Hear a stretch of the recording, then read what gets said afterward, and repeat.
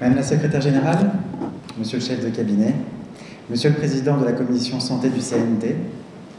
monsieur le directeur national de la DNHPP, madame la représentante de l'ambassade de France, madame la représentante de l'AFD, mesdames et messieurs les hauts cadres du ministère, chers PTF, chers invités, tout protocole confondu. C'est avec une grande joie que je prends la parole aujourd'hui après Fatou Binta Diallo, qui a représenté l'AFD, pour prononcer ces quelques mots pour clôturer le projet PCI, projet d'appui à la maîtrise du risque infectieux dans les établissements de soins de santé. Le projet PCI s'est inscrit dans une dynamique de renforcement durable du système de santé guinéen, au-delà des réponses d'urgence, ainsi que dans la continuité des engagements de la France en matière de la santé mondiale.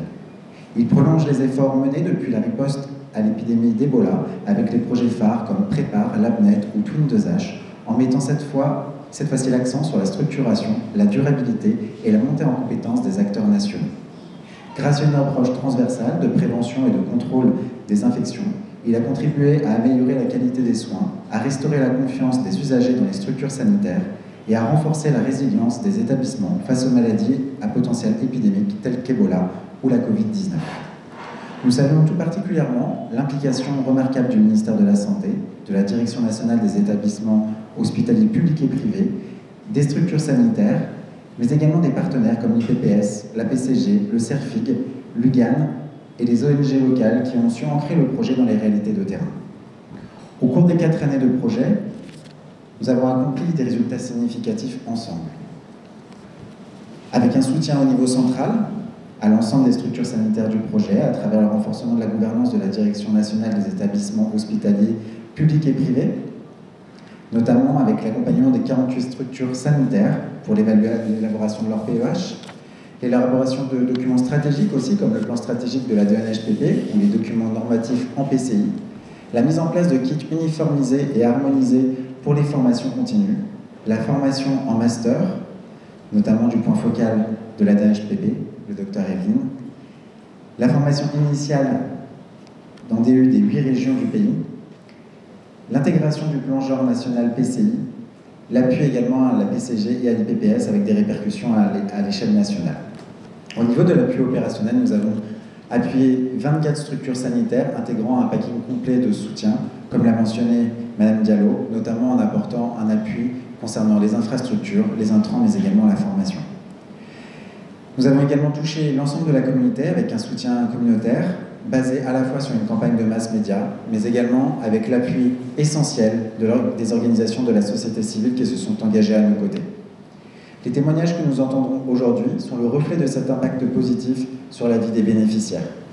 J'ai eu, depuis 1 an et demi, et mon arrivée en Guinée, un immense plaisir à vous rencontrer chacun et chacune d'entre vous lors de rendez-vous, d'ateliers, de formations ou de visites terrain.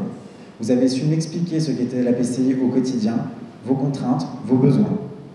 L'engagement dont vous avez fait preuve démontre une envie commune de faire évoluer le système de santé guinéen pour qu'il réponde au mieux aux besoins de la population.